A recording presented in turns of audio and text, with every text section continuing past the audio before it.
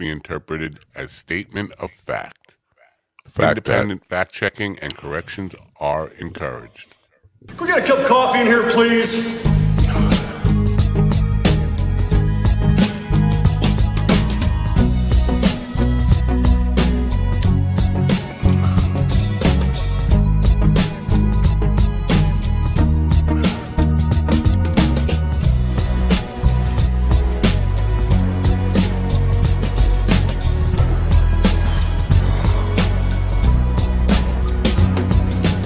Damn good coffee and hot.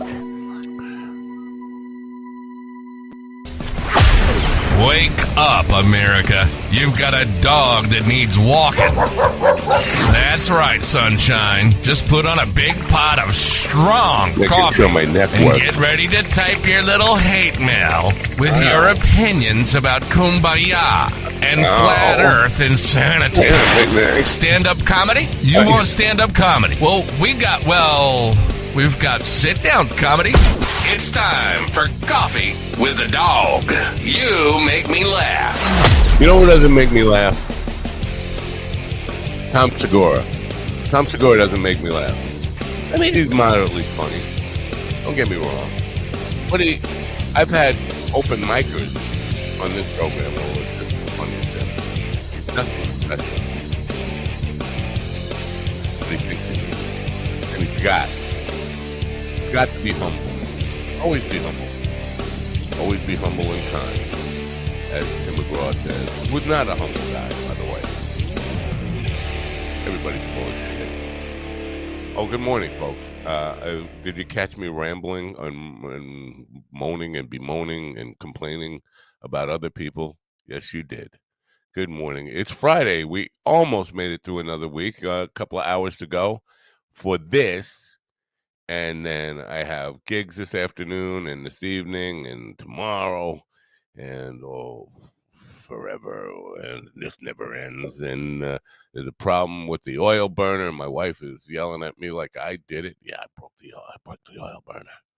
I guess I did. If whatever goes wrong, it's my fault.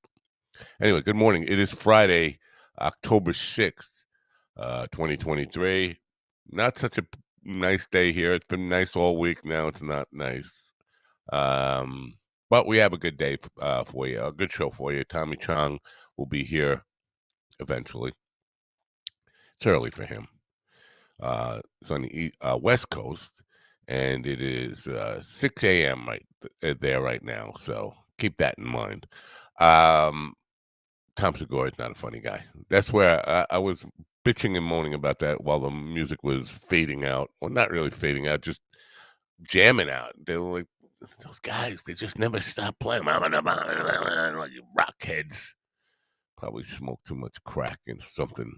Anyway, Tom Segura, and I know people are going to argue with me about this. Tom Segura is not a good person. He's a shitty human being. Not that he is doomed to always be a shitty human being, but for now, he's a shitty human being. He forgot where he came from. Always be humble and kind. It's hard to do, especially when you get a lot of money and people are telling you you're great. He's not that great. And listen, I'm not saying Tom Segura is not funny. He's not funnier than Billy Wayne Davis. He's not funny. He's certainly not funnier than Andy Andrus. He's not funnier than William Conway. He's not funnier than Carl Mann. He's not great. He's not funnier than Bert Kreischer. And Bert Kreischer's biggest joke is showing his fat belly. I'm sorry. Comedy is subjective. And if you find Tom Segura funny, that's fine. But as a human being, he sucks right now. Possibly karma will catch up with him. Pride before the fall, folks. Karma can be patient, but it always wins in the end. I'll tell you what I'm talking about. Now, months ago, probably a year ago, Tom Segura was on talking about the homeless problem in L.A., and his solution was shoot them. Shoot them all. Kill them all. They don't deserve to live. He deserves to live. They don't deserve to live. And everybody made excuses for him that he was joking. But in the years since, he has proved time and time again that he's not joking. He is very serious about his attitude towards the poor. And the word attitude is something that he comes back to all the time. You're poor because your attitude. Listen, everybody, no matter how successful you are, breaks, especially in comedy. You could be really funny, really hardworking, and not be in the right place at the right time and get the right break and not be as successful. Listen, and we've had lots of those comedians on who are not as rich, not as famous as Fatty Segura. And they're way funnier than he is. He's got breaks, and he fails to acknowledge those breaks. So every time he opens his mouth, I don't know if you follow Your Mother's House, The Two Bears, and all that stuff, but there are tons of illustrations of him punching down on the poor. Yesterday, he wrote on Twitter, all the poors and losers have the same response. Oh, you were inconvenienced? Well, you should accept it. That's me and my dumb poor family have done for generations. That's why you're poor. The lowest level poors get upset, as they've been trained to do, when you point out they're happy to do what I'm told. Servant mentality. They don't value time because their time is worthless. Your time is worthless if you're poor. You are specks of shit on a washcloth, and washcloths belong in the trash. That is his attitude towards life, punching down on people that don't have what he has. This all came about because the dumb cunt from American Air made me gate check my bag so she feels what little power she has in her life. I get it. You win this round, cunt. And I said to him, maybe she felt what little power she has and didn't want to risk losing her job. She doesn't make the rules. She didn't want to risk losing her job for some entitled prick. How about that? You think she just, the attitude is, oh my God, she made me check my bag. She must be jealous of all that I have. Maybe she doesn't even know what you are. I promise you, I can find thousands of people today who never heard of you, Tom Segura. They'll, don't imagine that you were bigger than you are, but always be humble and kind. And remember that it could happen to you. It could all be taken away from you. You could have nothing. And there are people struggling who are not struggling because they are failures or because they are worthless specks of shit on a washcloth, but because they didn't get the break that you got. They weren't in the right place at the right time, seen by the right person. Remember when you were with Jared, Subway Jared, and you stumbled into that opportunity that made you famous? Remember that. And remember that happened by chance. Life is a game of dice, and dice don't care what your attitude is.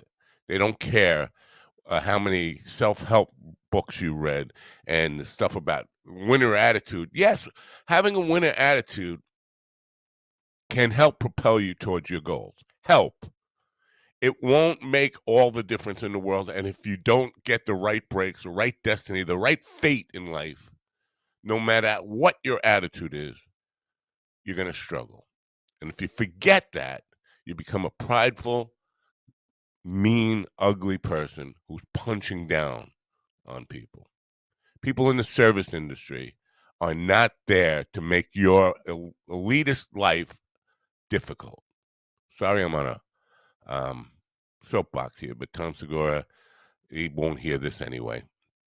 But I need to vent. He needs to vent about this dumb cunt, quote, who made his life miserable by making him check a bag. Oh my God, God forbid you should have to check a bag. You'd rather her risk her job. Anyway, speaking of dumb cunts, I mean privileged people. Good morning. You're muted. You're always muted. Oh no, you're not muted. Do you know that some Tom Segura joke? Bikes. I love that joke. Listen, that's a deep cut. That's an old one. he has lost his way as far as understanding that people are people and that it can all be taken away from him. Yeah, and I'm not saying don't enjoy your success, don't be happy and enjoy the money you make and all that kind of stuff. But when it comes down to telling people you're worthless pieces of shit Right. and you deserve to die, you don't even deserve to live. We should shoot you all. I saw this coming. You I did. Yeah, Tell because me. in one of his specials, he talked about like the things that he would say to people after he lost all the weight. You know, Yeah. when he hadn't lost the weight yet, but now he's lost the weight. So that all that stuff he was thinking about, yeah, now it's on. Now it's just coming out. It's just pouring out of him like the calories. Yeah. Well, you know what? He had made a video, and he had all his people. It's an ego video. He had everybody who works for him saying what a intense workout guy he is. He's like the greatest guy in the gym you've ever seen. He's like a super athlete, and people just talking about. And he produced this video, and it's all people who work for him kissing his Right. ass majorly. Yeah. He's not a great I mean, when you athlete. got money, you can do that kind of thing. Yeah, It reminds me of Rodney Dangerfield in the beginning of Back to School when he was watching his commercial and he was talking about how he needed fatter actors so he looked slimmer. yeah. Remember that? Same concept. Anybody could beat anybody. Most people in that prime of their life could beat Bert Kreischer in basketball. Don't let that convince you that you're Michael Jordan. Right. You're not a great athlete. You're a Hollywood elitist who lost some weight. That's I it. mean, there are some, as far as Bert goes, there's some athletes, some pro athletes that say Bert Kreischer probably could have been a pretty good athlete. He had some sort of injury, I guess, when he was younger. But Yeah. they say that he's actually kind of a freak when it comes to what he can do physically. I At wouldn't least as far as doubt Bert that. goes. I wouldn't doubt that. But You know, I used to watch their podcasts a lot, and I agree with what you're saying because, like, I used to watch Two Bears in One Cave, and then one day I realized, you know, I'm really just listening to two bullies talk. You right. know, like these guys sound like the fucking dudes I hated in junior high. Like Yeah. when I watch Two Bears in One Cave, it sucks because they do they get to where they're just punching down on people that they think are lower than them or whatever, and um, The odd part about it is the people who are buying their ticket, the people who are making them rich are the people they're bullying. I mean, People buying tickets to their shows are instead of buying groceries, they're spending $200 on a fucking ticket to see a guy. And if you saw Tom Segura's latest special, I'm telling you, I have been funnier on this program, and I'm not, I'm not full of myself when it comes to that stuff. But I have said things funnier than Tom Segura's last special. I forget what it's called, but I mean, his big story was about walking past Ted Cruz's house, and Ted Cruz hung up on what motherfucker means. But it wasn't really, I don't know, it wasn't funny. Anyway, the whole punching down stuff, that will come yeah, back to you. Comedy is always been about punching up, punching people in power. When you start turning it around and just mistreating people and being non-humble or just full of yourself, full of your ego, I think sooner or later the audience is going to get tired of that act. Anyway, enough about Tom Segura. But I hope he does somehow. He doesn't respond to me. He responds to everybody else who fucking calls him out on shit. But for me, he kind of ignores it, and that's fine. I'm okay with that. But I hope he's at least hearing it, and it bothers him a little bit. I hope oh yeah, I guess maybe I don't know. Anyway, how are you this morning? man. You know, another whatever morning, I guess. Like, Well, I I wanted to say about Jackie. Jackie wanted me to let people know. Jackie the Joke Man is at Uncle Vinny's Comedy Club in Point Pleasant Beach, New Jersey, Saturday night at 9 p.m. Come out. Hear what Jackie says. He said, come out. Wild, wild, wild. I don't know about wild, wild, wild. I think Dude, Jack. you know what? I want to do some stuff with him. I think we should do some like Route 66, like still kicking shows or something. You know what I mean? Like Route 66. yeah. You know, because the old get your kicks on Route 66, that was huge. Like Right. back in the early days. Right. You know what I mean? And you could do like a still kicking tour. And yeah, there. I mean, because Route 66 has a lot of good stops along the way, really. I know. I mean, it goes from Chicago to L.A. It goes from Chicago to L.A. You know, I play that song at both. I play it at the nursing home sometimes, and they love that song. And I play it sometimes with the band, and nobody knows that fucking song. They don't know it. Man. Fucking, and I mean nobody at any age. I mean, because the band's, a lot of the band's fans are the same age as the people in the nursing home. I last week at a nursing home, I was telling people you're too young to remember this because they were younger than me. So it is what it is. Oh my god! What else did I want to talk about here this morning? Sarah Talamash. Wednesday night, I'm going. I rescheduled my evening guest for Wednesday night till Tuesday, so I could go to see Sarah's taping. She's got at Grove 34 in Queens. Now I'm going to be scouting out the room for possible production purposes. Now I don't. All my people like you who I would want to put on a show are not in New York, and I don't think this room could possibly make it pay for people to come to New York because it's small. I think it only holds 40 people. Right. And so, and they for the special, it's only $10. So that's $400 at the door. That's all. I mean, how many people can you get to come to New York if your gross is $400?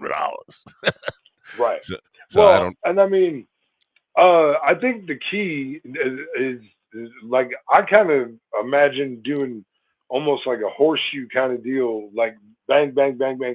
You know, because if we line up 4 or 5 gigs like that in a row, I mean that could be all right. Right. You know what I mean? I hope Craig's not listening, but it's a joke. Okay, I'm gonna preface it before I say it. I could probably get 3 Billy Wayne Davises for $400.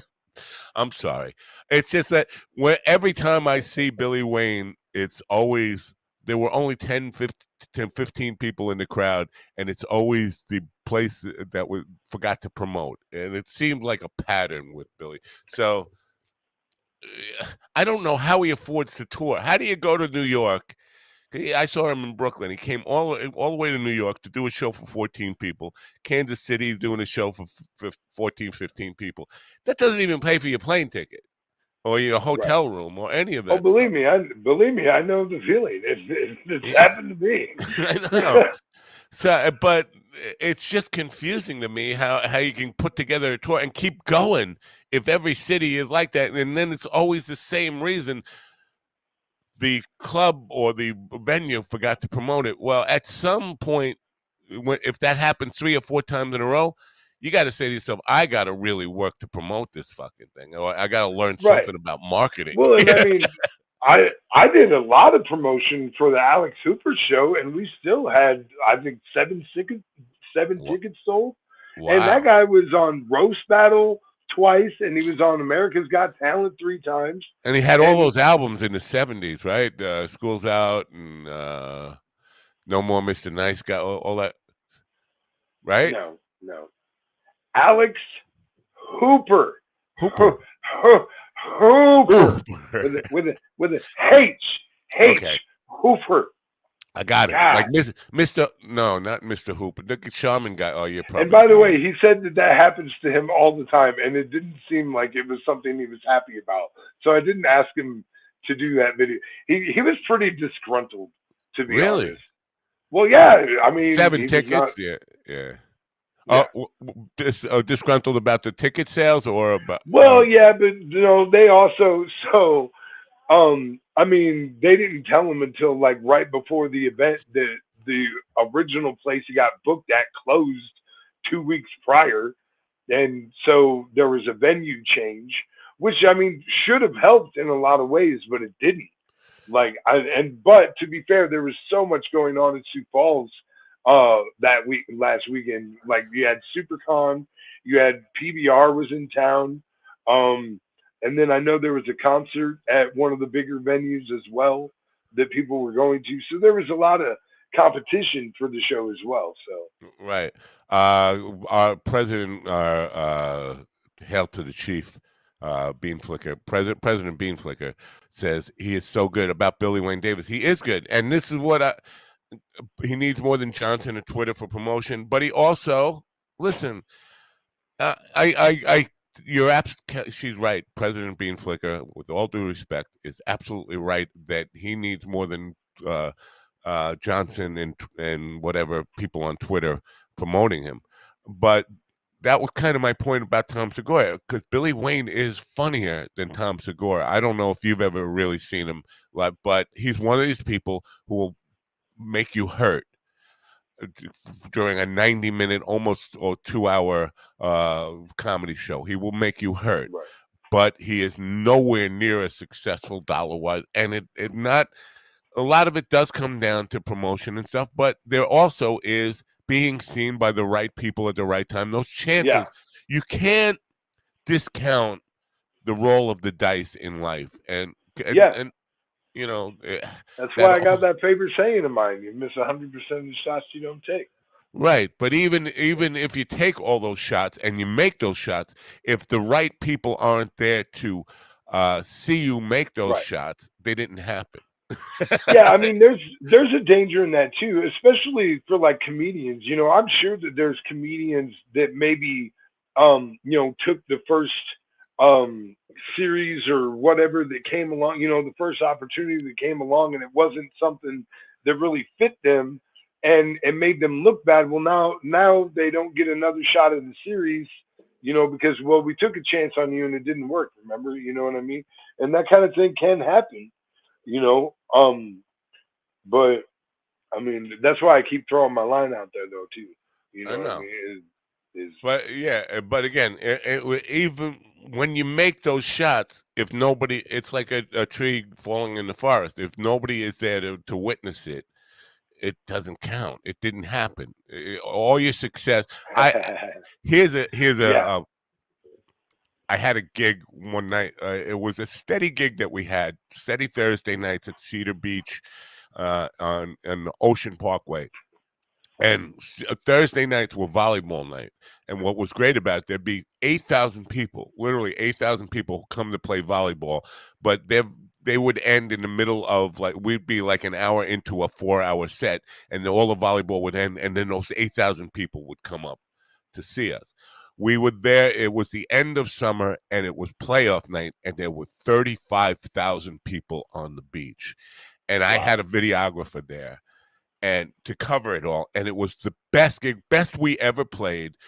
And you had to walk 3 miles to go see the band. People were parking 3 miles away and walking to see the band, and it was full. And I guy gave me all these cards, and I got home and cards full of data. Oh wow, that's the greatest gig, and it's going to look amazing. And I put the cards in, and all the stuff was corrupt.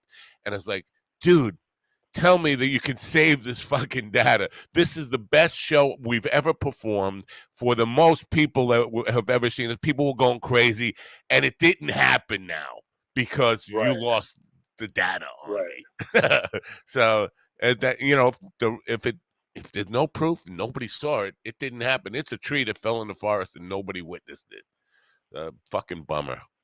Anyway, but again, I hate to kind of keep coming back to this, but this whole idea of people and their value being determined by they're not as successful as you. It is so disgusting on a humane level. Right. And Well, turned me off to Tom Segura because I wanted to be a fan of Tom Segura. I used to like Right. I liked his personality. Not necessarily I thought he was the funniest guy, but I enjoyed his personality. I don't enjoy his personality anymore. I think he's a dick. Right. And I want him to know that. Could Well, somebody people please change. let, I mean, please let him know that?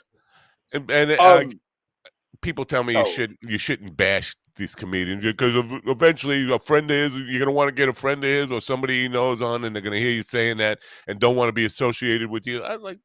I got nothing to fucking lose, man. I got. I Nothing. mean, listen, I like to be able to just share my opinion, and if me sharing my honest opinion makes people not want to deal with me, so fucking be it. There you You know go. what I mean? Because Yeah. I'd rather deal with people that can tolerate my genuineness. You know, I would much rather be genuine than some ass kisser. You know what I mean? I hear you. And I mean, you know, I definitely get what you're saying because, like I said, you know, I used to listen to Two Bears One Cave religiously. I wouldn't say religiously, but quite frequently. But I quit because, like, one day I was listening to it and I was just like, what do I, what do I even enjoy about listening to these? Like, they're being assholes right now. Like, There's listen, a I can podcast. be an Yeah. asshole, huh? There's a podcast cringe, which is the name of the thing on YouTube. An episode that's just dedicated to how every week Two Bears in a Cave is just about them complaining about how tough it is to be rich and famous. Right. Poor us. Right. Poor us. We're so Yeah. fucking rich and That's famous. that's great content. That's great content, you know. Right. And it's the same every week. I So feel like my hand is just really weird. Sorry, freaking out a little. wow. Oop. Whoa, what's that all about? What is that all about? Our guest is in the green room. It looks like he's having some trouble with his camera and microphone. So we'll give him a minute to get that. Okay, I gotta calm down. I gotta calm myself down. I'm okay. You calm? Yeah, I'm good. Maybe we should get high before. No. I mean, I No. did a little, but I don't want to, you know. Don't want to. Yeah, I get it. Yeah.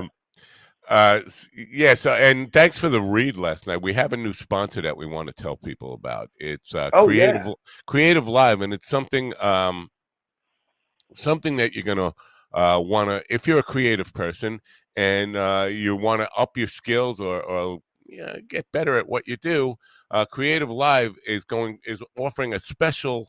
They have over 2,000 different courses of different things, from photography, videography, even stand-up comedy, music, all that kind of stuff. 2,000 courses, 70% off everything they do, just for our listeners. It's a great exclusive offer they put together. Please check it out right here. It's time to unleash your creative excellence. Dreams won't work if you don't.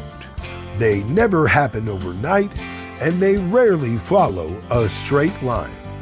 Excellence is a result of the hustle, consistently pushing to do better. And success looks different for everyone. CreativeLive.com charts paths and tailors content for students, but they also encourage independent thinking and exploration. Go outside of your comfort zone. Who knows? You might actually like it. Right now, you can get up to 70% off through this exclusive offer for Coffee with the Dog. CreativeLive.com has site-wide sale for Coffee with the Dog listeners. Save up to 70% off. Go to minddogtv.com and click on the link on the homepage now. How's that? We hear you fine. Yeah, we hear you good there. Can you hear us all Yeah. right? No? Okay. No? I knew I should have smoked before we started. There, now I can hear you. I was afraid of All smoking right, too good. much. I was so nervous that I was like, dude, I don't want to get so smoked out that I can't talk to Tommy. You know, that'd be terrible. Well, Right. you'll never find a easier celebrity to talk to than Tommy Chong. He's very. Don't ever use me as a reason not to smoke, really. Right. I mean, and it did feel like a paradoxical situation with that. What is going on here? Yeah. Anyway, thanks for coming back. It's a pleasure to see you again. How's life treating you? Is life treating you well? I couldn't be better. Other than getting old as fuck. You know, I mean, doing you look spry for 85, sir. I got to tell you. Yeah. I surprised myself. Yeah. Although I'm starting to show signs of just age. You know, and the mind is okay. You know, it's hanging in there. Yeah. Thanks to the that weed. body gets tusky though, right? Yeah. Well, the body. You know, we're like computers. You know, if you don't use us, they shut off automatically. Right. You know, right. And that's the body. And if you, especially when you get older, if you don't move around, let everybody know you're still alive. It goes, oh, okay, I guess it's quitting time. Right. And you know, everybody leaves. You've been very outspoken about marijuana as a health benefit and cannabis as a health benefit. New York Post yesterday had an article, weed makes you crazy and contributes to heart disease. Why is it legal? And now there's a movement. They're trying to, reverse all the legal stuff. I just want to get your take on that bullshit about weed makes you crazy. It leads to mental illness, and it will lead to heart attacks and heart problems. Being born leads to mental illness. Yeah, no kidding. Especially in this society. You know, I think a lot of that is what's known as negative publicity. You know. Yeah.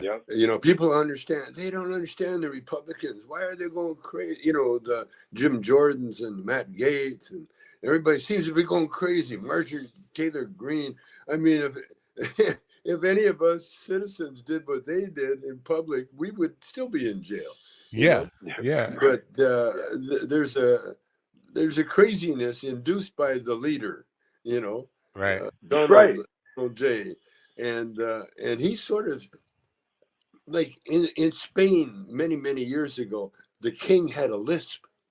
When he talked with the lisp. And so it was called the Castilian accent.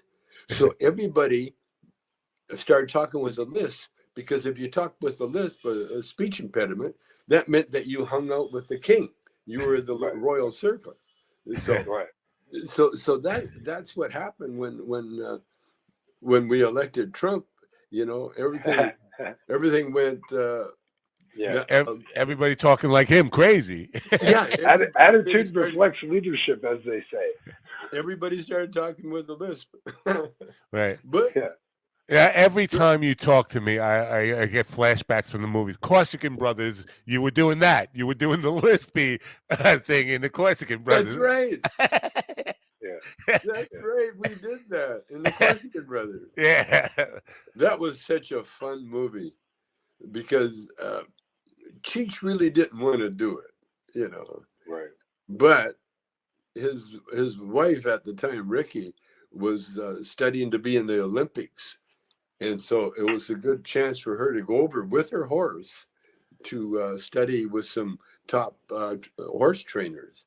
And so Cheech, when we did I'm laughing, but when we did the Corsican Brothers, all of a sudden Cheech, because he's not a horse lover at all, but guess what? Guess who was holding the reins and leading that horse around? That's funny. Being the Mexican. Yeah. So he hated that. He did not have good memories. But when everything changed when the camera started rolling. And we had the most fun with that movie. Yeah. We laughed ourselves sick with that one. I don't know if you're aware, but I did reach out to him to see if he could possibly join us today. And he's busy today, but he said he would definitely be willing, or through his people, that he would be willing to come on and do this with you sometime. Because people, I think I wanted to do a marathon because people are forgetting the real legacy. They all know the movies Cheech and Chong, but very few people that nowadays are aware of the legacy of the album work. And I want to do a tribute, do a complete marathon, Cheech and Chong's audio stuff on the radio station that we have for the entire weekend, and have you guys on before. Because we can do it. Yeah, you can do it with me. Cheech, he's kind of like he was always on a different path. When I met him and we hooked up, he told me, he's okay, I'll follow you for a while. That's what he did. And that's what he did. And that's what we did. When it was apparent that we had run out of Cheech and Chong ideas, for movies, then it was time to move on. One of those pieces that, because Cheech and Chong was the albums were part of my education in life. It's very, very strange stuff. But I didn't know about crabs until Buster the Body Crab, Lemon Pion, that bit, and so there were a lot of things that I learned about in real life from those albums. And I think it's a shame that young people don't know about that. They just know about the movies. The movies are great, but I want to bring back at least some memory of people, the real Cheech and Chong bits that made us laugh our ass off. No, those memories are, by the way, are what makes who we are. See, no kid can ever have those memories, right? Or the experiences you had. That was very unique for your upbringing and other kids and my kids. Now they're all grown.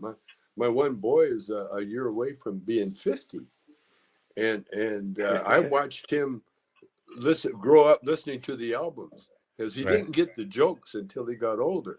Right.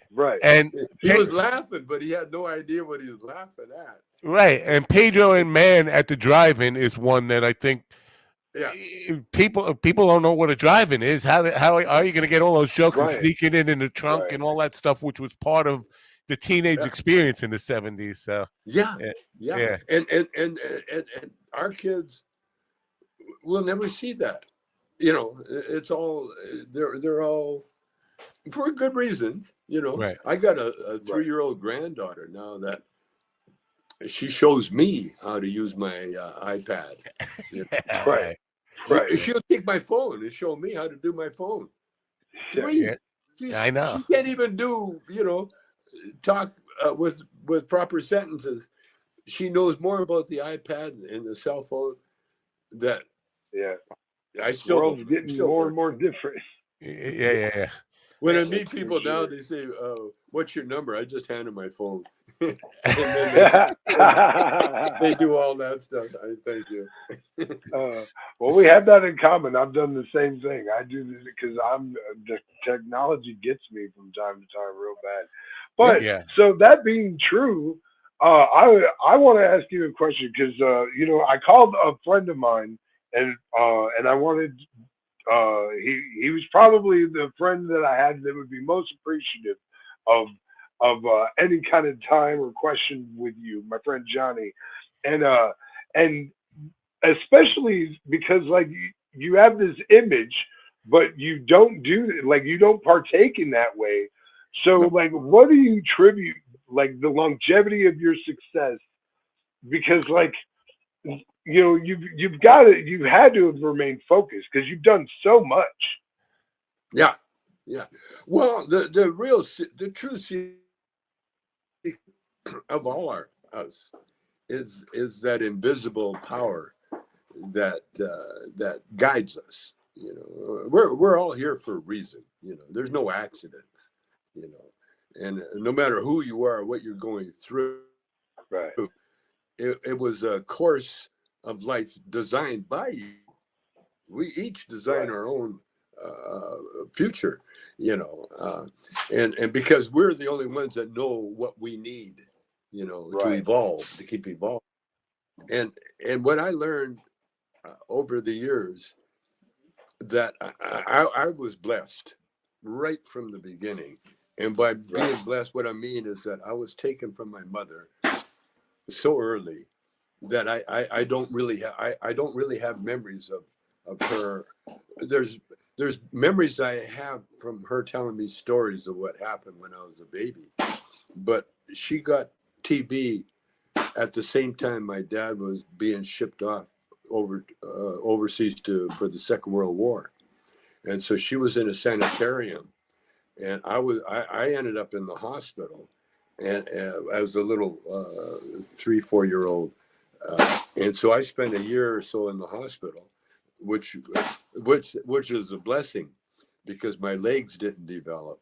Other than that, I'd be a wannabe old retired sports guy, because my brother was a real good athlete, and I was fairly good, but my legs didn't develop properly. Other than that, I would have been dead by now, you know. Right. And so and the only thing that I could do as I grew up, I had a natural ear for music, and so I ended up, when you're very poor and you have actually nothing, but you know what I mean? Yeah, I do know. Little guys, when they turn 8 at least, they become cheap labor. Yes. See, back in the day, we Yes. never had immigrants coming. We had to have kids. Yeah, And so children. when you Yes. have kids, that's why boys were so important, because they're That's why my stronger. dad married a divorcee. She had a pre-existing labor force because she had 2 kids. Yeah, that's what it was, and that was in my time too. But luckily, because I was sick, I was in the hospital, and so I was raised really by beautiful nurses, because I was a little brown guy, and by myself, and so I'd have these beautiful nurses come in to see the little brown guy pick me up and cuddle me and hug me, and so after, that's why I'm married to Shelby now, because that was a memory that I grew up with. Wow. Wasn't being told what to do by a mother; it was being hugged by big, beautiful nurses. Wow. And then I went from the hospital into an orphanage where my brother was, because, like I said, my dad was still suffering from war injuries and my mom was in the sanitarium. So I really was raised institutionalized. I went from a hospital right into the thing. And so I learned how to exist in an institution. And that's where I learned to respect my surroundings, because there was no one there to tell me what to do. I had to learn on my own. And I got one memory that, because the reason I've been going through the memory trip so much, I've been writing and I've been doing a lot of podcasts. And when they ask, because my life has been so serendipity, so crazy, I mean, I've been meeting all the great people all my life. And I'm not that great a guitar player. I'm not that great of a comedian. I'm not great at anything, writer, anything. It's just me. Yeah. And same as Chief.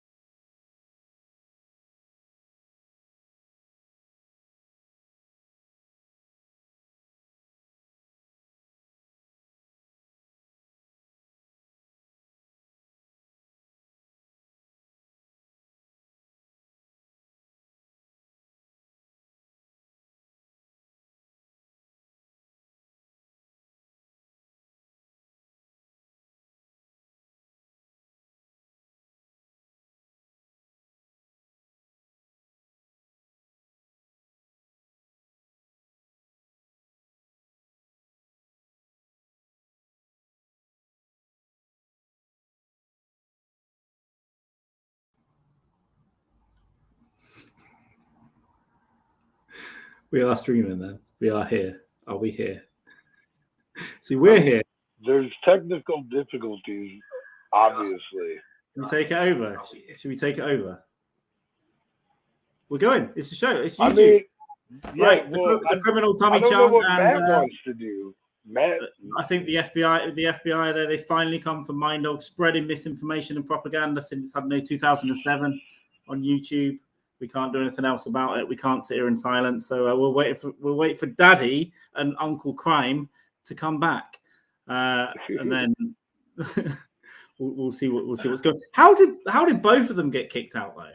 I don't know. I'm guessing because Matt, like, he was probably linked into Matt somehow. It should be. You know what I'm saying? We'll figure it all out. We're not going to take their lives. Craig, people in the chat here today for Tommy John. Look at this. Craig Johnson. The chat was going crazy.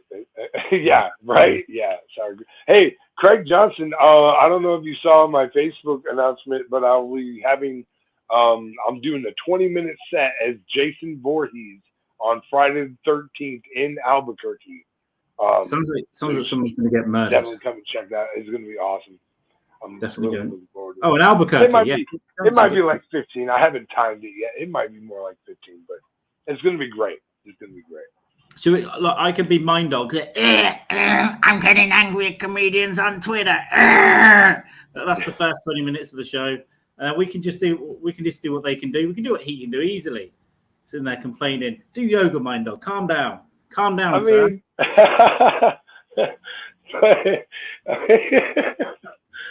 Oh, that's just rude. He's he's restarting his router. He's watching this on his phone and going crazy right now. Yeah, I really want to know what happened to Matt though. I'm worried about him now. And Tommy. Where'd Tommy? They're dead. I hope they're both dead actually. And then I pray to the good Lord that they've both been killed by the FBI whilst this was on. And it's just us now. And we have access to his backstage.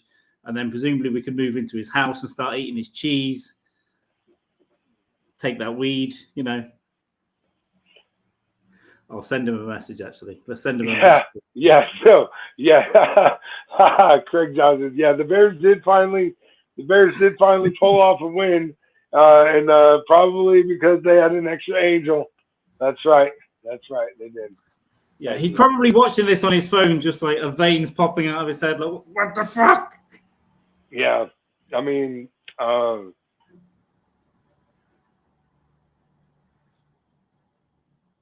think I've lost your audio there, Will. I don't know if everyone else has. It's a world of technical difficulty today. Let me check mine. I seem to be. Yeah, people can hear me, which is good. It's the main thing, isn't it? We have lost several people. This does prove that Mindong has a tab open on his own PC to look like a viewer, though. Thomas Gill must have been listening. Yeah, how do you, Robert Taylor? Willie's gone sideways here. Let's take him off screen a second. Oh, I don't like my big face. My big blurry face on my terrible webcam on this laptop. We're just down to me, guys, now. What do you want to do? Do you want me to say the N-word? I'll do it. We can do... Are we still on Gov's radio? Yeah, sorry, Gov. Mind Dog hasn't slagged you off yet before he normally cuts off, so I can do that if you want. Govs haven't got anything on that damn website. Goodbye to Govs. They are there indeed. Good morning, Gov's radio, if you're also there, of course. I'm joking, which is obviously almost everything I do. Unless I call you in the middle of the night and go, Mum, my mummy's dead. And then she might very well be dead, except I wouldn't call you. I'd masturbate and drink at the same time. I don't know what that means, but, you know, if Ed Kemper can exist, so can I. This is great. This is good. I was busy doing admin, doing something else. And suddenly I thought, shall I pop in to see if I can help? And it turns out I'm the only one doing anything around here. William's back. How are we doing? I can hear you whispering now. You're whispering. Yeah, this is very strange. Recovered. Yeah, I've been no booze for a week. And okay, now can you hear me? Yes, sir. Fucking fabulous. All right, so that was Matt. They are literally working on his internet right now. Like they came.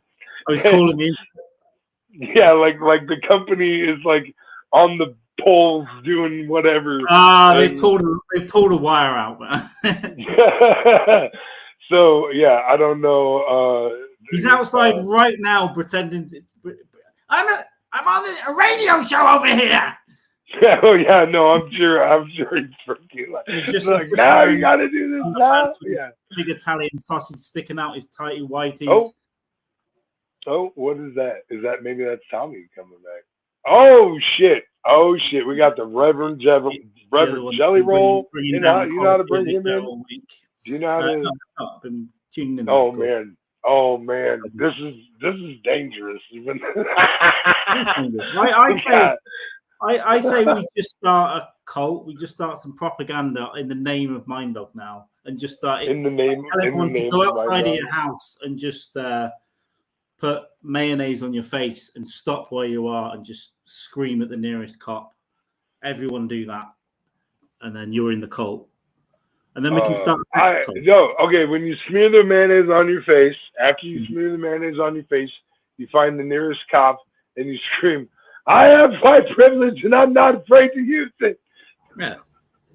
We convince a low-level celebrity to get involved, and then we have a sex cult. It's easy. You just convince people to give you their money. Easily done. See Thomas Howell, can we get him, you think? Mind why can't you call in on your data on your phone, man? You're supposed to be the tech guy. Aren't you lucky that I decided to pop in here? You're a lucky man, Napo.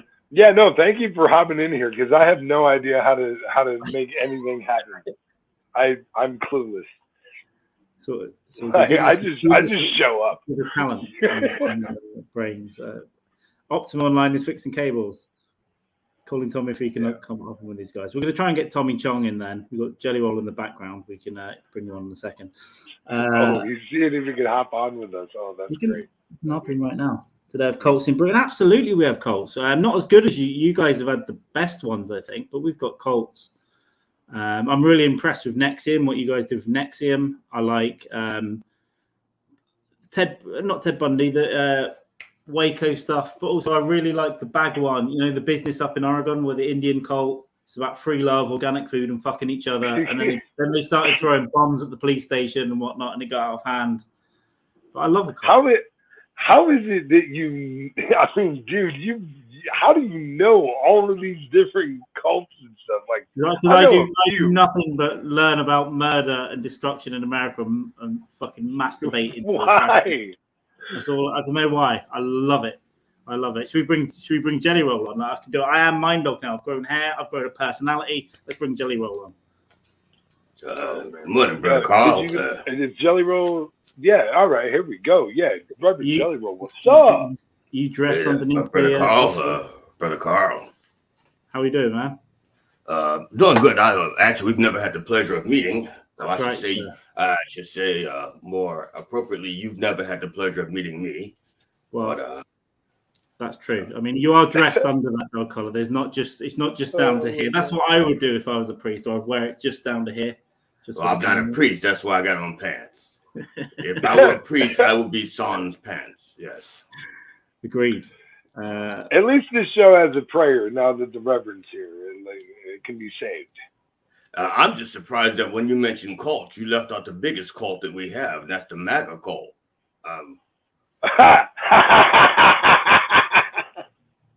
How'd you? True. Do you just not see it as a cult? Is that it? I see any group of people that like any particular politician as being a cult. But yeah, they're a little nutty, but it hasn't finished yet. Hopefully, it'll end in a 60 million man siege up a mountain somewhere in Colorado, let's say. Let's just hope it ends in that. And they're waiting for a UFO and there's guns. I don't know. That would make it the most exciting. You've got to make it for Netflix content now. You can't just have a cult that they eventually lose and go away and are sad. So, Carl, let's play 6 degrees of crossing the pond. Do you know UK Salem, UK? Salem, UK? Yeah, Salem, UK. It's a band.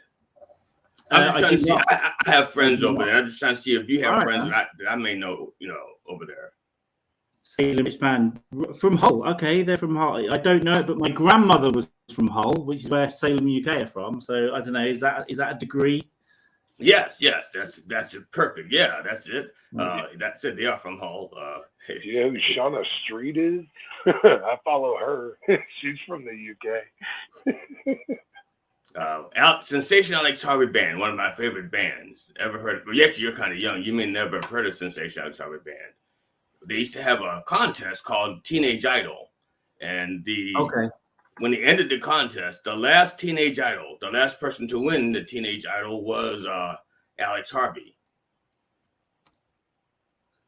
That's just trivia. That's only important to me and about 100,000 other people. Yeah, we're tough here.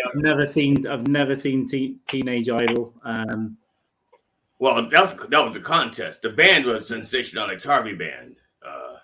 And Alex Harvey's dead now, so he's not playing as much as he used to. Oh, okay, the Sensational Alex Harvey. There we go. 2002 Teenage Idols. I got it. I don't think so. I'll listen to it just for you after this show. Then I'll let you know. Oh, okay. I got a question for you guys. Do you guys ever have people try and convince you to watch a kids movie and as an adult?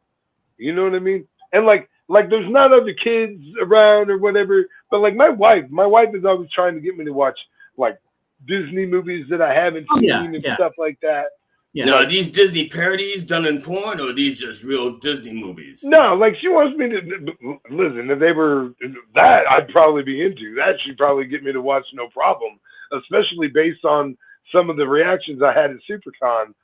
Oh my God, I didn't even know I had some of the fetishes that I discovered by going to a fucking con. I'm gonna get my wife some elf ears immediately. I know exactly what's going on. It's fine. I don't see there's a judgment. It's 16-year-olds in anime gear, and that's fine. What were we saying before I got distracted by that? Fucking Disney stuff. Yeah, I watched all the early Pixar stuff because I liked it from I liked the artwork and the digital art at the time, when CGI was new, all that kind of stuff. But yeah, I've not seen it for a while. That's why I hang with my kids. I have adult friends with children. I don't know if any of them have ever asked me to watch one of the children movies, or even recommended them, because I have pretty high standards, or I should say my standards. I get high to appreciate my standards. That's it. Well, I get high to lower my standards. That's it. I do recall Austin Powers being that way for me. If I watch Austin Powers sober, I don't laugh at all. But if I watch Austin Powers high, I can't stop laughing. So drugs are really. I loved it at the time because I was very young when it came out, so I loved it at the time, obviously. But yeah, I'd have to be high to enjoy it now, I think. But right, yeah, and it's same with Dude, Where's My Car? If you watch that sober, you're psychotic. You know what I mean? Get help.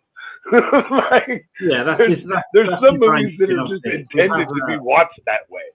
Okay, I'm going to step out. So you don't have to step out. Step in. Stay in. He's that. Yeah. Tommy thinks he's still on. He thinks. He's been talking this whole time. Yeah. Don't do that. He'll give him another hour. He won't stop till the bathroom break. Right. Tell him to fill his browser and restart it all again. New link. Go in again. Unfortunately, we're not going to be able to get him back today. That's a fucking shame. Sorry, it's a fucking shame. But thank you, Carl, for saving the day here.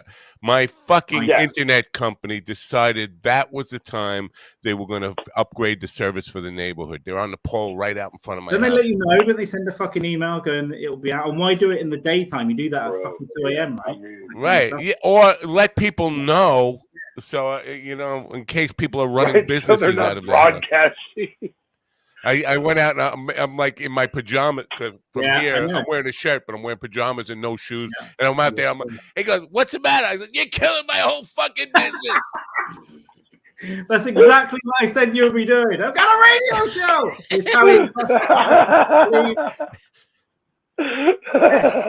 Fuck me, man. It just couldn't happen at a I worse love time. you, man. I love you so much, dude. Anyway, so I don't know what I missed with you guys. I was trying to get it on my phone, but my phone has no real Wi-Fi because the cable was out. Now it's back. So we lost a lot of viewers, I'm sure. People on Rumble are probably saying this is probably typical of this. Actually, viewership went up because they wanted to know what the catastrophe was. I mean, the comments did go crazy right after you left. Like the comments, I was like, oh my god. Okay. Like, Well, that always helps. Anyway, so what was the conversation about? Cults? Is that what you guys were talking about? yeah, we were talking about cults a little bit. Yeah, we did talk about that. That's how we started. Cults, Disney porn, the usual stuff. Oh yeah, yeah. Wow. I don't know Carl, so I just have a question for him because I'm trying to make a connection across the pond with him. What football team were you born into? Because I know that over there you're born into a team. You don't get to choose. Yeah, well, so what team were you born into? It is a team called Tottenham Hotspur or Spurs in North London, and yeah, you don't. Some people do switch, but you're not really allowed to switch. I've been only through marriage. I thought you'd only switch by marriage. That's what I was told. Yeah, if you want to stop murders and things in the house, you might be able to negotiate a deal. But I'm not changing for anybody. 3 years old, I've been supporting that team through all the bad times and the good times and everything in between. So yeah, that's how it is. You can't just change. That's insane. Well, if you could, because my friend who was living in Hull would have switched from Hull a long time ago. Maybe, yeah. There's a lot of people. When a team gets really successful, they'll get a lot of new fans. But a lot of those are foreign now because it's global. So a lot of Asian fans or US fans will choose whatever the cool team is at the moment, and that's how. Yeah, but they're just wankers. They're just hopping on a bus. They're just wankers that are So. The radio thing is not working now. We're people on the radio side are not hearing any of this, unfortunately. Can we see it? Are they at least getting the video? Yeah. We can sign for them, can't we? We can do sign language on the radio, bro. Oh, now we're back. What are you? Some kind of audio phobe or something? You don't want them hearing the sign language? What's wrong with you? Yeah. We're back on the radio. The radio's working again. That's great. That's great. We don't discriminate. We don't discriminate. We accommodate. Yes. Anyway, so thanks for keeping this whatever it is fucking together while my catastrophe happened. Someone just asked if your team didn't get regulated. Yeah, no, absolutely not. This is now a Friday house party. That's what it is now. That's what's going on. It always is. I mean, lately, and I like it like this. I like the fact that the door is open and you never know who's going to pop in, and you never know how long they're going to stay for. This is what I wanted to create right from the beginning. Just it was a difficult time getting. So it took 5 years getting started with this, but now it's where I want it to be. Oh, that reminds me. We're probably like about a little over 3 weeks away from episode 500. We should probably do something special.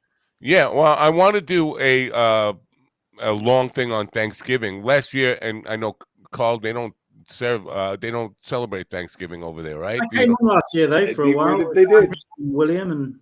Yeah, I want to do a thanks, not necessarily thanking God for a turkey. Although, Rev, if you want to do that, that's fine. Just thanking everybody who's been part of the show and just putting an invite to everybody and anybody who wants to come on, pop on that day. Could be a clusterfuck, but you know what? I'm going to get up at 6 a.m. We like those. Let's call it clusterfuck. I thought that was what an orgy was. Yeah, well, did they call orgy something different up in New York? Clusterfuck. They call it the flesh pile. Is what we like to call it. Flesh pile. Yeah. Okay. Have you ever been part of a flesh pile, Rev? I know you were a stripper, and you're a fucking lion. Of course, the opportunity for a stripper to get into a flesh pile is abundant. So it's got to be pretty good. Yeah, it's got to be pretty good. Yeah, but yes, I have. Oh, I've done a few. Oh, look at that laugh! Oh my God, we're bringing back memories. Yes, you are. Memories that I can only have when my wife is out of town because when Amona's in the house, those memories stay in the closet. They're not allowed out. Yeah. No, I get that. Mona will not let those memories out. You know what? My wife's the same way. If I tell a story about before we were together, she still gets mad. Wow. That's interesting. Yes. It's looking like they fixed my connectivity problem. I'm wondering if I can get back on Chrome where I can share stuff. Because for the last 6 months, I've had this problem where we get low connectivity, and I get that message. I haven't gotten it since the guy was up on the pole 10 minutes ago. Maybe he's fixed my problem finally. How about that? If they fix your connectivity, maybe all of your problems have been fixed, and you can enjoy the. No. That's different connectivity issue. I got serious blockage in my cockage. So that's not connectivity. That's like you need like a board. You need a board. Damn it! I got one in my tool room. How about you do a little prayer for my prostate? Can you do a little healing prayer for my prostate? If you'll put it on the screen, I'll put hands on it. Just whoa! Wow! On the screen. Wow. Oh my God! Oh Lord!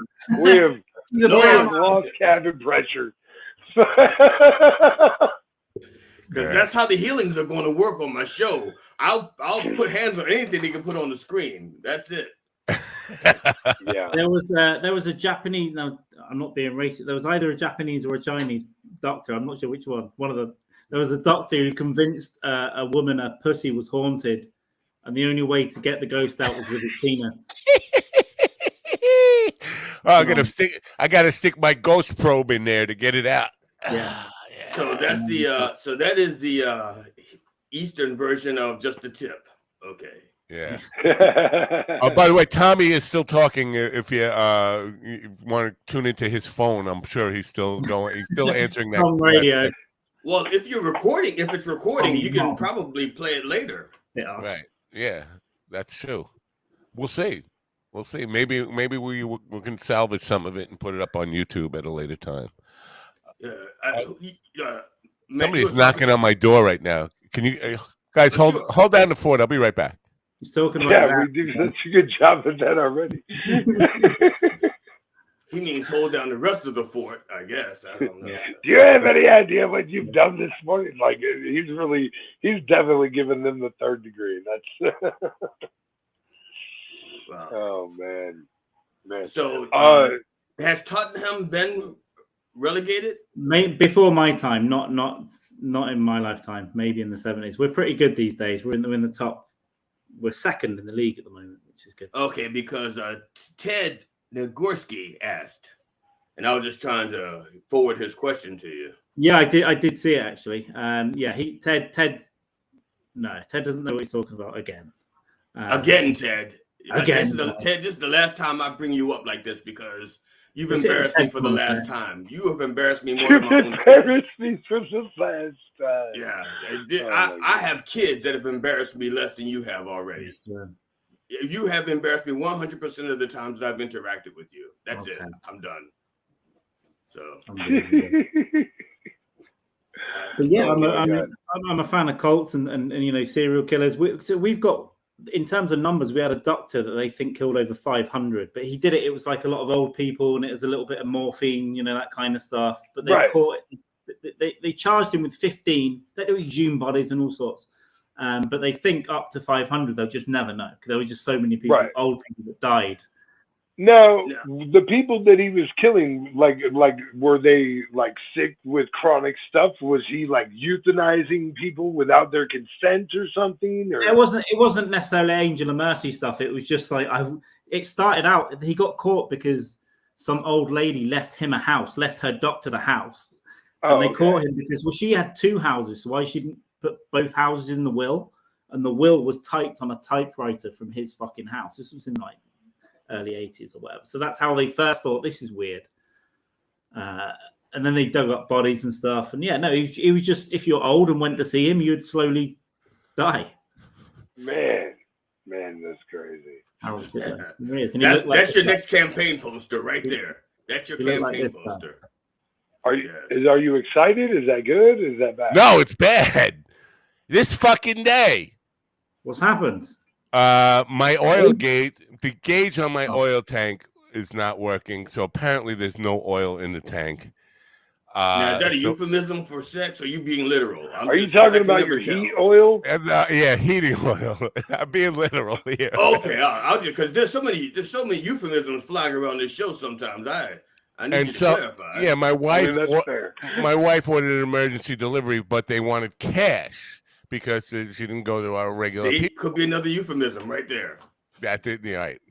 And the guy's at the door, and I'm like, yeah, she ordered oil, but she's not home. She went to the bank to get cash. Will you take a credit card? Will you take a debit card? We can do that, but the price is going to go up because it goes up significantly if you don't pay cash.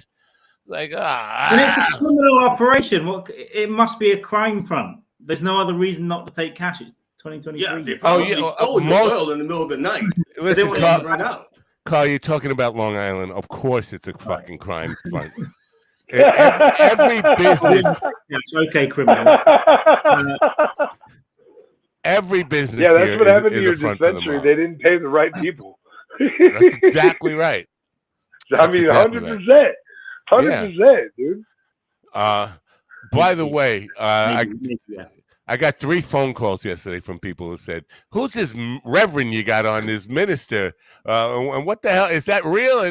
And so apparently, my friends are completely taken in by this whatever it is we've been doing all week.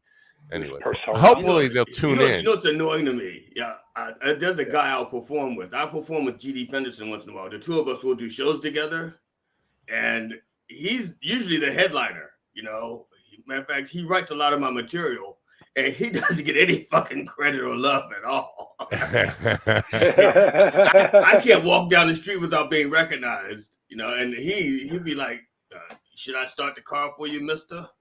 You know? Is that why you wear that everywhere? In bed. Wow. Yeah. Hey, did you catch my morning rant this morning before the internet blow up about Tom Segura? Did you catch Yes, I did. And I was, because I was talking to G.D. Fenderson. You're mentioning all these other comedians that you know that you say are funnier than him, and G.D.'s going like he's got to mention me. Listen, I would have got there eventually. Yeah, you know. You hadn't gotten to the bottom of the barrel yet. Actually, I think you're a lot funnier than he is. I to be honest with you. Well, that's funny because he thinks he's more erudite than I am, but I think I am funnier than he is. Yeah.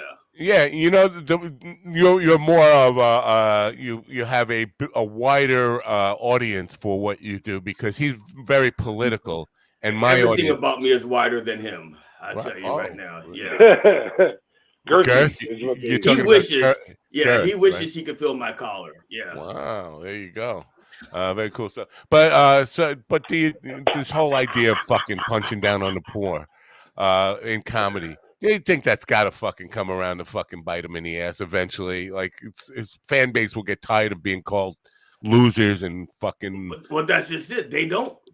That's how the MAGA cult has existed. They don't mind being called losers as long as they're being called losers by somebody they respect.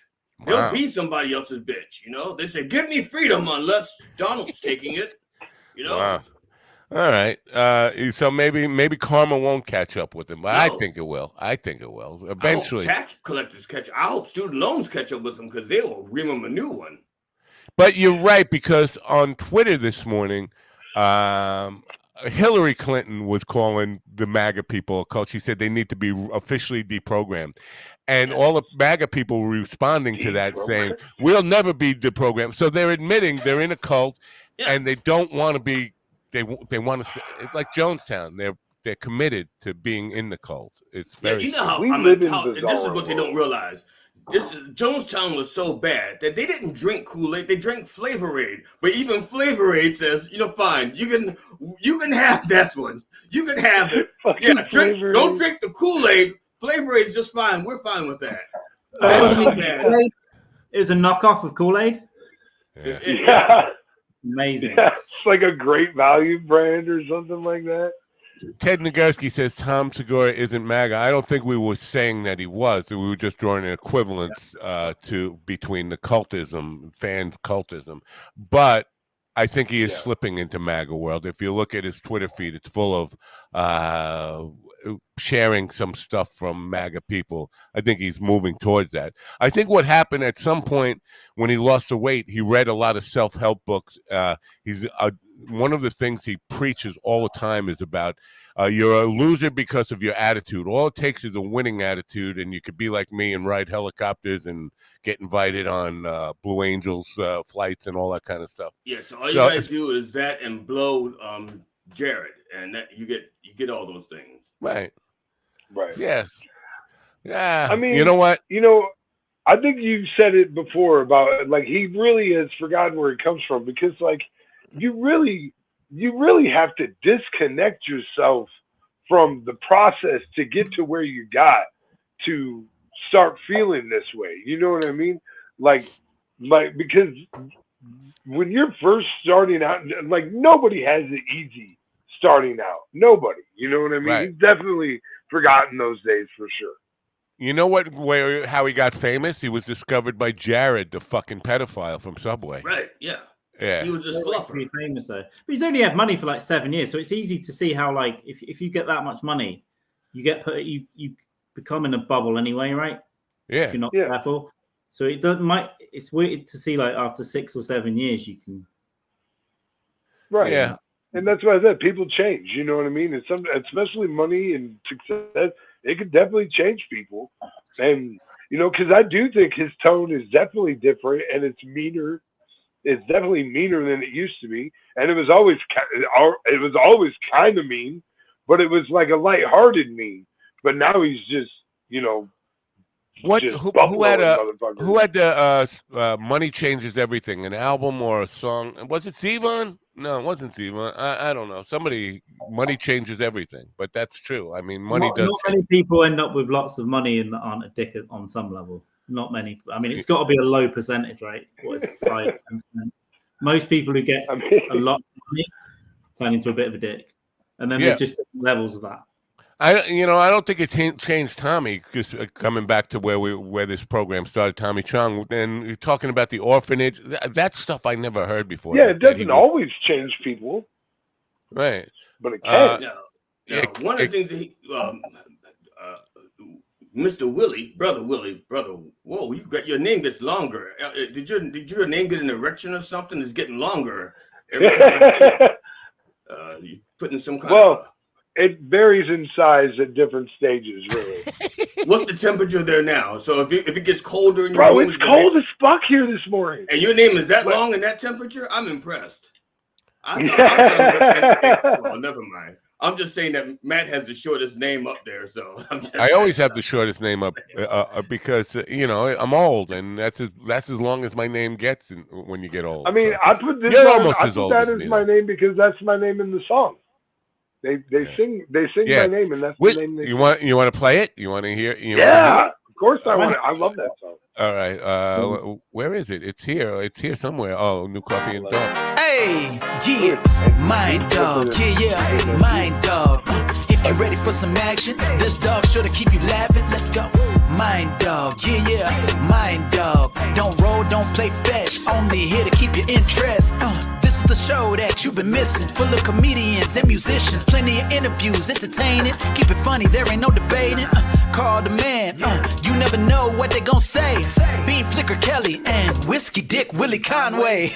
So authentic and straight raw, pushing the limits when they talk, doing it live when they stream. Mind Dog TV, yeah, so crazy, getting intense. The dogs are wild, better beware before you hop over the fence. Mind Dog, yeah, Mind Dog. If you ready for some action, this dog sure to keep you laughing. Let's go. Mind Dog, hey, Mind Dog. Don't roll, don't play fetch, only here to keep your interest. Let's go.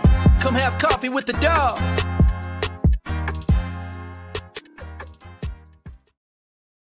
Bastard hide. Anyway, yeah. So Whiskey Dick Willie Conway. everybody's mentioned in there. Carl's mentioned in there. You're not mentioned in there because that was produced before you were You part need a of follow up. You need the second song. It's a lot of pressure now on the second song. You have Right. to hit. No, I hope I don't have to do two for you, G.D. Fenderson and Dr. Rev Jelly Roll. Thanks for breaking the fourth wall for the fifth time. I know. No, listen, nobody's fucking listening. He's in the other room listening right now. He's probably going to text something on there. Hopefully, I can. So wait a minute. You think that this audience is not clever enough to figure out that GD and Dr. Jelly Roll, Reverend Jelly Roll, are at least related in some way? Oh, well, related, yes. I believe that they have realized that we're related some way. I wanted to play a piece that I talked about yesterday that Carl is in. Carl, do I have your permission? It's the Putin piece. Putin. At some point, we were with Dykes and Mann. I suggested to you, everybody was doing a Vladimir, If I Were Your Mother piece, and I suggested to Carl. Well, that was a long time ago. Yeah. I mentioned it yesterday because I looked at it, and it is as good at writing and performance pieces anything you'll see on television. I'm not just blowing smoke here, and it just shows. Again, if you had the right people seeing that, you could get hired as a Daily Show writer, late night show writer, and contributor to all those pieces. And that's kind of the point I was making about comedians who, they are as funny or funnier than a lot of these rich people. It's just a matter of getting seen by the right people and discovered by the right people, and that can change your life. You've got to do shitty gigs for 10 years and then hope that you get a break. Right. So, yeah, with your permission and even without your permission, I'm going to play it right now. It's fucking funny. I was having a breakdown. I have no idea what this is. It's old. All right, here you go. See that? Beautiful. Dear President Putin, Vladimir, if I was your father, instead of shunning you at breakfast, I'd tickle you. I'd play football, even flick your little nuts. Playfully, not... I knew your grandfather, Grumpy Spiridon, was a cook for Lenin and Stalin. And now, reaching out across time and space, they've helped you bake us all a cunt pie. Connections to unreasonable power are in your genes. But nurture can abate nature. Even though you know true pain.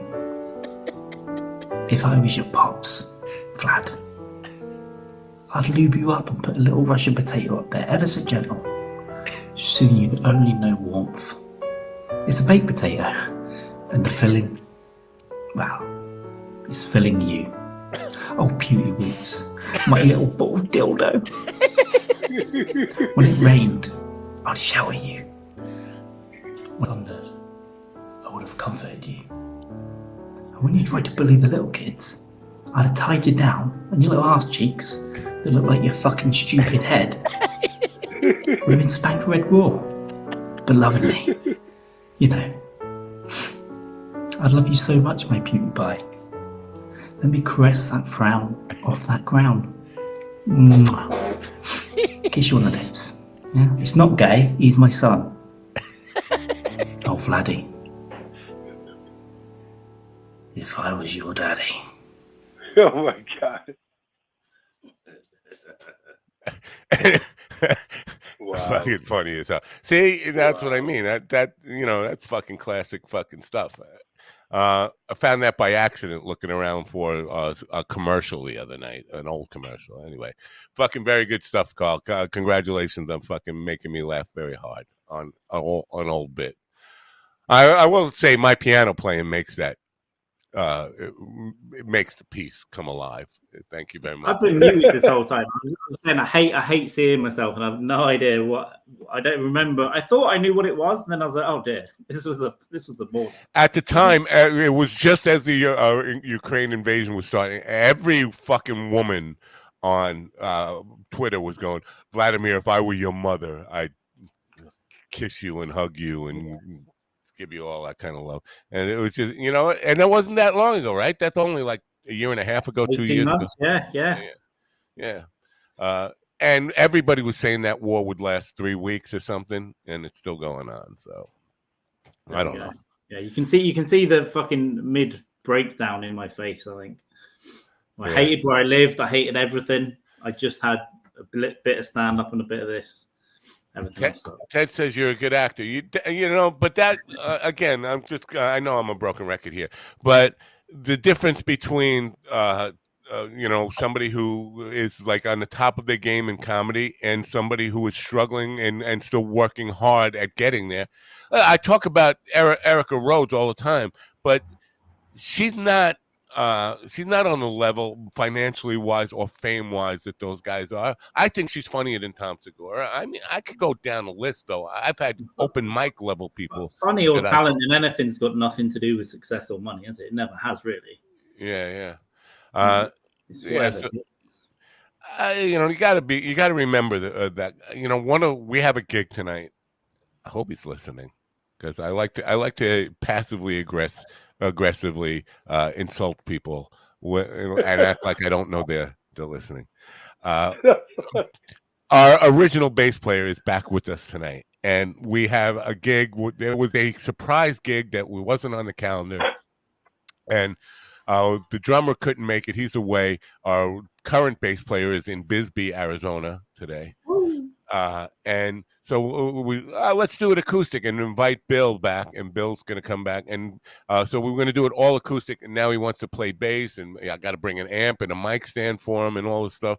And he'd be like a real prima donna about this shit. Like, you know, yeah, I'll play the gig, have a bass and amp and everything ready for me. I was like, it's just supposed to be it's acoustic. Give him a double bass and tell him to shut the fuck up. Yeah. But I mean, this whole fucking prima donna shit goes to your head. That was the point I'm making. You know, sometimes we forget that we're all in this together, and fucking show business is hard enough.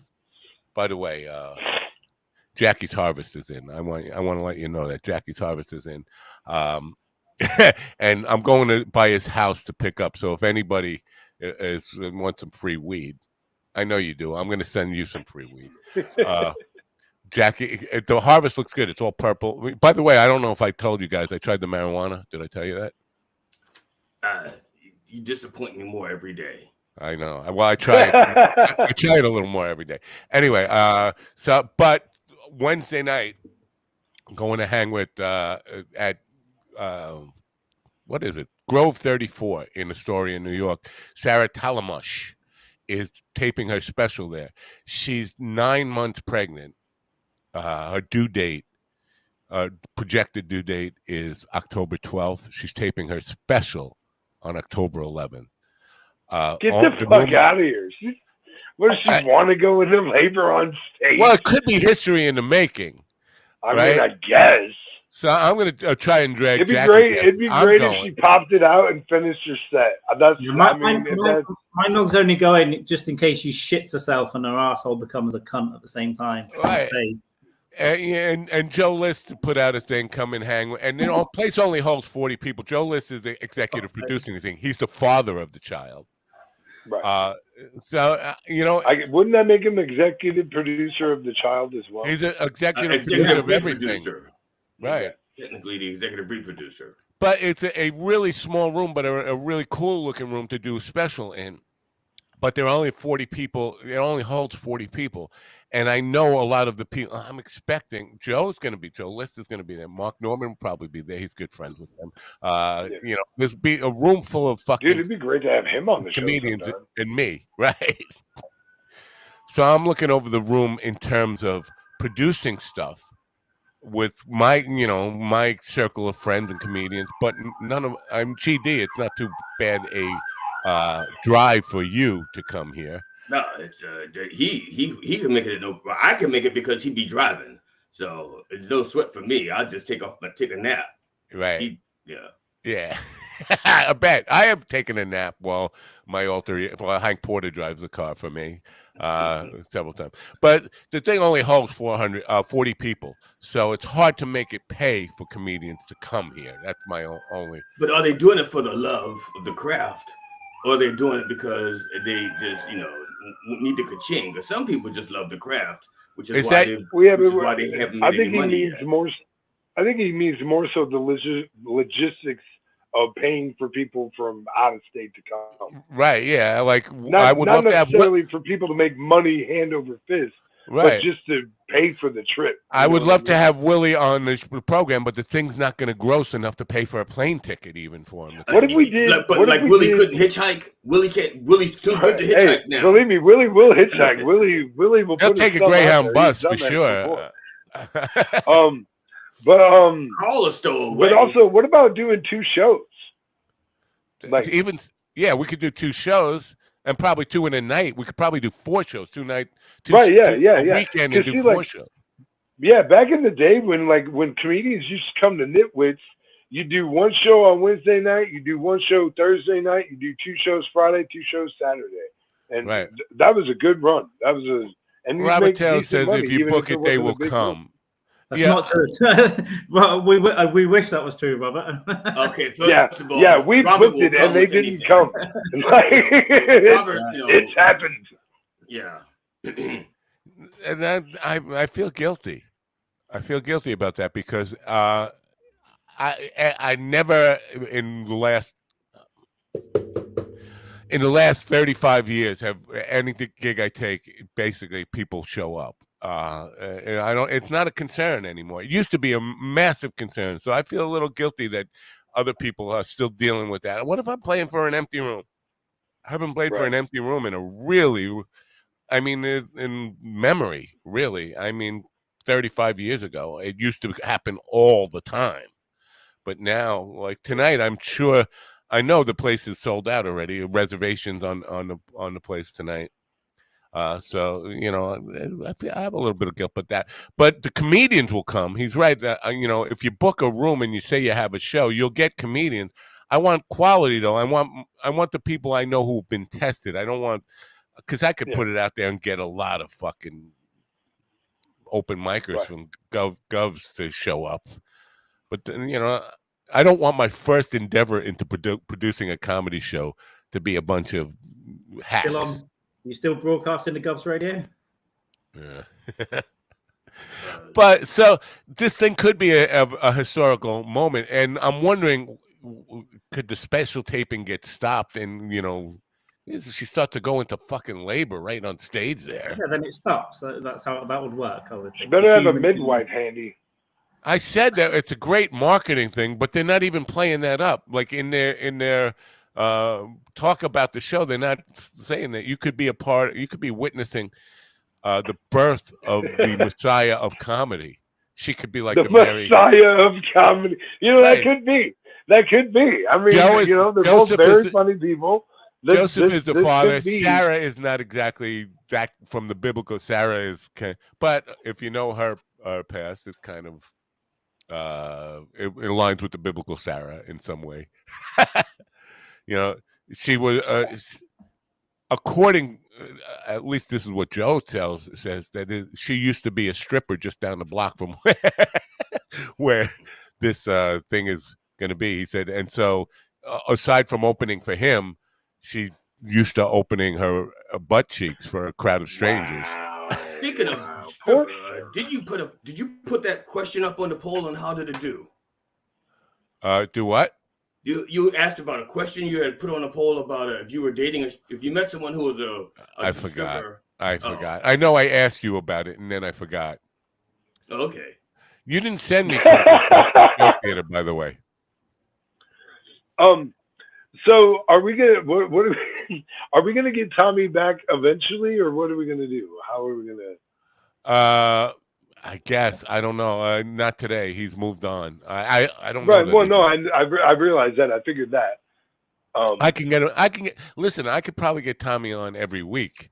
If I just want to give him a breather, so we have something to talk to him about. But yeah, we could get him back soon. Sure. I want to get him with Cheech. And Cheech is given. we were getting some good stories from him today. That was nice. Fucking A. Glad we got what we did. What did he say though? Everything happens for a reason. Didn't he say that? Yeah, he did. Right. He did. So Cheech has given me the green light to actually move forward and get him and Tommy on at the same time. Tommy's open to it. Oh, so great. I think that's the next move is we do Cool. it again. Fucking, I know we disappointed. You know what? People have seen Tommy on a lot, and God forbid. Well, it's not like he wasn't here. He was here. He was here for a time. We had him. Right now. And we had so much more to go. Oh yeah, we did. We were just getting warmed up with. We were just getting warmed up, and then the fucking internet came and fucking. Yeah, dude, you called it. You called it. He was out there just losing his shit to the guy. And the guy was looking down the pole at me. He's like, "What's the matter?" I said, "You fucked up my whole business, you fucking idiot." He said, "Give me 15 minutes." 15 minutes. 15 minutes is an eternity in live streaming. If they would have sent me an email last night that said we'll be doing work on your you know, I would have he's not here, man. Oh my god, yeah. Yeah. Oh my god. So who is it? It's me, Tommy Chong. Tommy's not here. It's one of those. Tommy's not here. Yeah, old classic. I'm sorry. He's not here, man. Dave. Yeah. Dave. Yeah. Anyway, so I want to get into producing shows, and I think this is my start, and then I can take it up to Govs. And by the way, Attell will be in town next week, and I think Billy Way. No, who's in Kansas City tonight? Somebody's in Kansas City tonight. Somebody cool. Is it? No, that's Sunday. One of those. Who's in Kansas City tonight? Kelly, who's in Kansas City tonight? Yeah, tell us, Kelly. Kelly, you're our KC representative. Somebody, one of those guys. Anyway, Tell will be here on the 14th, and the people who run Gov's Radio are off at another Gov's comedy club, McGuire's in Bohemia, doing their thing. So, and I've been told this, I can go in and open the studio and be in the back. But they said, Dave will talk to you, but don't bring a camera out. I'm like, fuck, man. That's the whole reason I'm going is to get it on tape and just to get Dave Attell to say, I'm David telling you watching Mind Dog TV. That would be enough for me. That would be really fucking annoying for him. I know. Yeah. Well, nobody just get him to say all the words, just not in the same order. Then you splice it up later. Yeah, I am David Attell. Right. Nobody wants to do that, but as part of the radio shtick, that was all, and that was always the thing when you get access to somebody, just get a promo like that from him. Yeah. But he doesn't want to do anything. So I put it out there to his management because I know he's big on taking care of military families. I said, what if I give $10,000 to his charity? Or would he come on the show then? I haven't gotten an answer, but when they do, I'm going to say, well, that's interesting. I don't have 10 grand. Well, I was just asking if he would. Do it in installments. You could send him $1 a week. Yeah, but it's because I just want to test the theory because Tony Walker said under no circumstances will he ever do anybody's podcast, and I'm like, well, let's. He was on Kill Tony. That's technically a podcast. He has done Kill Tony. Yeah, he was on the panel for Kill Tony, not that long ago. Even I don't think that's a podcast. Ross. That is a live comedy show in a comedy club, though, right? So it's different. It is technically a podcast, actually. He has done podcasts. It probably just means they don't want everyone that's got a podcast coming along. Everyone at Govs, and it's surprising because Govs is where he got his start. That Governor's Comedy Club is where he did his very first gig, and there's a kind of a lineage there. And you would think, there's some sentiment to it. But he disses everybody at Govs. All the shows at Govs he won't be on. It's all about the approach. Everybody wants to say yes. It's just all about how you ask them. I don't think he wants to say yes. People want opportunities to talk about themselves. I don't think Tell wants to. He doesn't want the opportunity to put out specials. Yeah. He does kind of walk around like he's just tired of it all.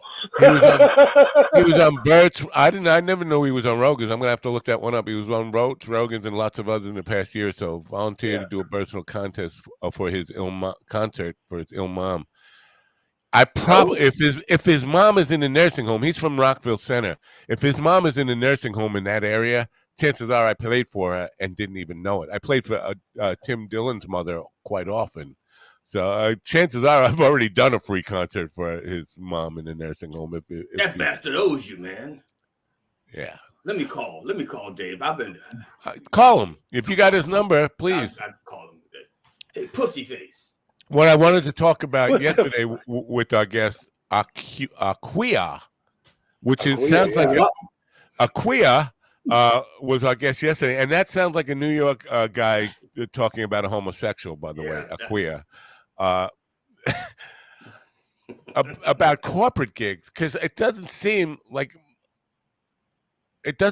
comedians even consider corporate gigs, and I have one tomorrow. Right, I know a lot of comedians. Yeah, comics definitely do. No, I mean the club people that I talk to and the people I've had on this show, they talk about struggling to get paid. I'm doing one tomorrow. My paycheck tomorrow, and I don't mind. It's not like I'm bragging here.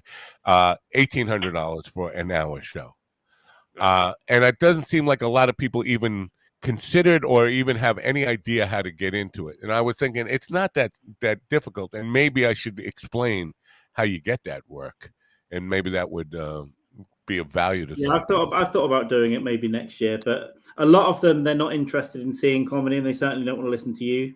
That's a lot of it. So it's terrible for a stand-up. It's a terrible experience. You don't even have a guitar. It's just you talking. It's a terrible experience for a musician either. But when you talk about paying the bills, it's fucking amazing. It's harder for a comic because you've got a guitar to plink and plonk, right? The comics just stood there like that, and everyone's just going, "Go fuck yourself." Well, we're eating food. It believe me, it's not easy. It's not easy, but it's not the nightmare that Carl just described either. Yeah. It's somewhere in the middle. It's in the middle. Right. And part of it is they always want you to kind of tailor your material to the message that the keynote speaker is delivering that day, which is a little difficult. But it's a pretty simple process to do. I didn't use a booking agent for any of this stuff. I do it all myself. And it's just basically putting together a one sheet that has a headshot, a list of your accomplishments, blown up as they may be. You know, I'm a talk show and radio television show host for 35 years on my one sheet. A list of the kind of material I can do and tailored to your meeting's agenda. And basically that, and send it out. And I probably get 30 corporate gigs a year from that. And yeah, I know people that have done gigs for cops and stuff for like 2,500. Right. For 20 minutes. But it's just getting them in. And if I do a gig for cops, it will be the last time I ever get invited to do a gig for them or firefighters. Well, it turns out in the city, I think you'd be surprised. The cops hire a lot of black comedians, and what it is when they show up, they check the blotter to see if they want it. And that's how they make a lot of their arrests. They go like, "That's the fucker, right?" I think you'd be surprised how open cops and firemen. I know you hate firemen, but that would be good. Yeah, that'd be like Joe List doing a show for pilots because he rants about pilots the way you rant about firemen. Like pilot's job is fucking easy. Go ahead. I had two florists come to one of my shows.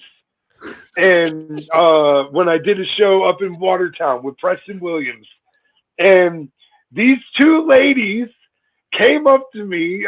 They came together, and not together, but to the show together. And they worked at the same flower shop, and that flower shop had been robbed like 3 fucking times. And I was like, "Get the fuck out of here!" Like, what did I start a thing or something? Is that what happened? Like. It's just a conveyor belt of people thinking it's a good idea. And maybe were you the first? Yeah, though? No. Like, you the trendsetter. It's a cottage industry now, robbing florists. It's kind of thing. So, you pass it on to the family. Your sons will become florist robbers. Dude, they love the material though, and I got a picture with them too.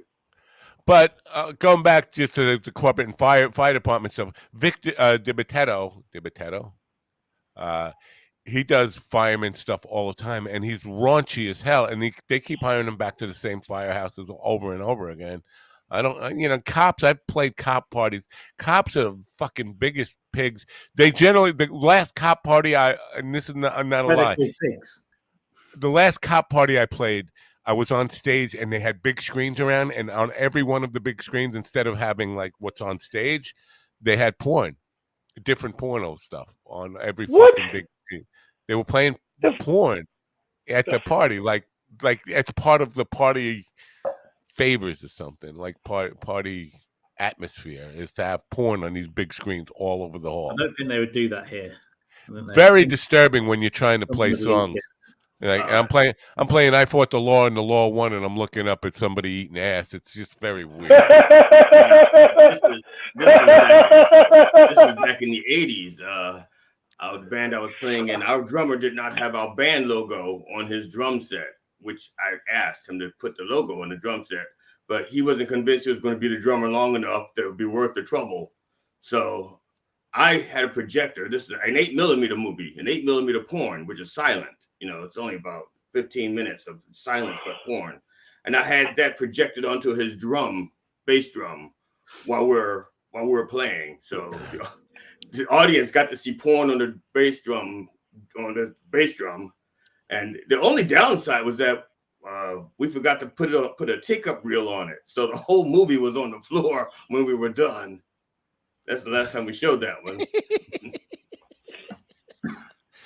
I think my connectivity problem has been fixed. I haven't had one connectivity message since the guy on the pole. I wish he would have been there 6 months ago instead of this morning, but it looks like at least something good came out of it.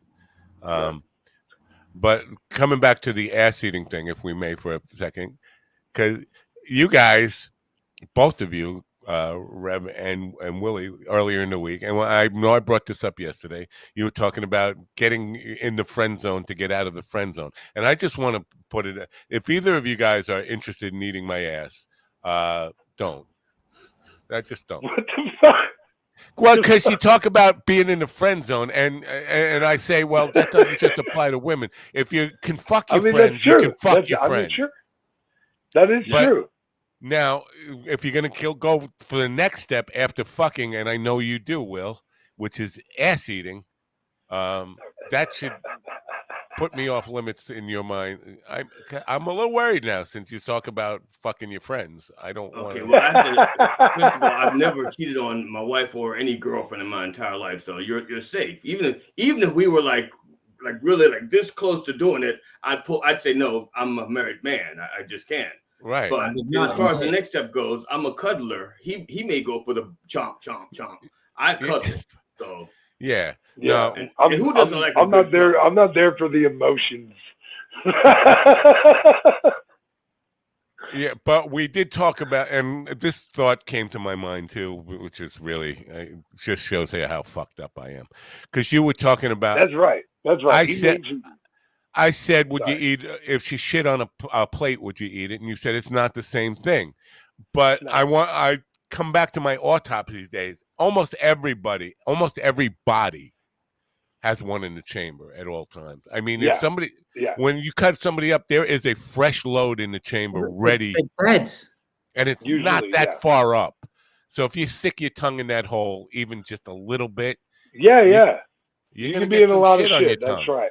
Yeah, that's right. No pun intended. Any slip of the tongue, and yeah. No, I agree. You got to be careful.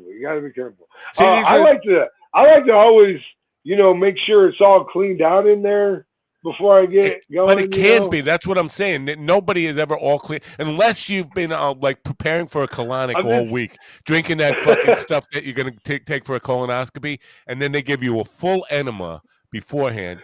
And even then, you probably have a little bit left in there. You do. I just had a colonoscopy, and they complained when they were done and said, I drank that shit you gave me until it was like clear. And they go like, no, but you still had something in the chamber. So that's not my fault. I didn't eat anything. Right. No. Blame that on the juice they gave me. Yeah, you'd have to fast for like a month. And even then, probably still have something. Right. Next had some of the words you had to eat earlier in that day. Right. And these are the things I wanted to talk to Tommy about this ass eating thing, because I am convinced that this was invented by Gen X. It wasn't, and Tommy's a really early boomer, if even a boomer at all. He's probably he's like a Bobby Soxer in a lot of ways. But I don't think ass eating was a thing until Gen X came along and fucking perverted the world.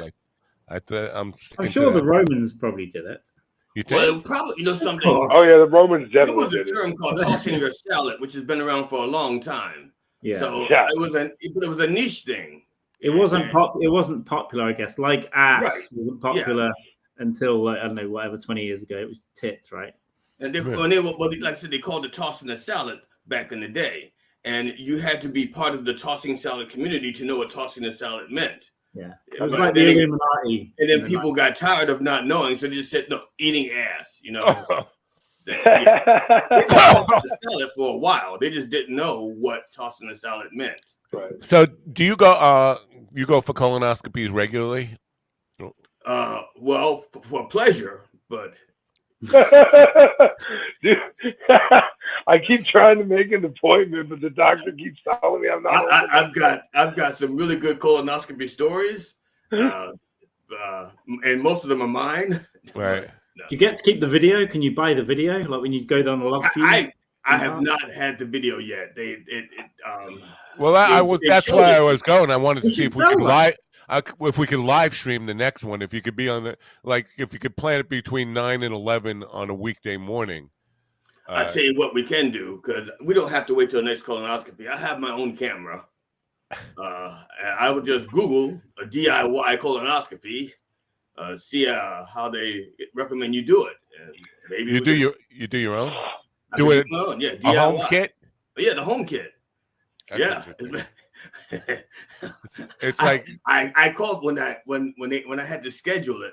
I called the doctor's office to schedule it, and I said to them, I said, "Excuse me, I'm calling about the colonoscopy home kit. I'd like to do it myself. I already have a camera. I just don't have the rest of the kit."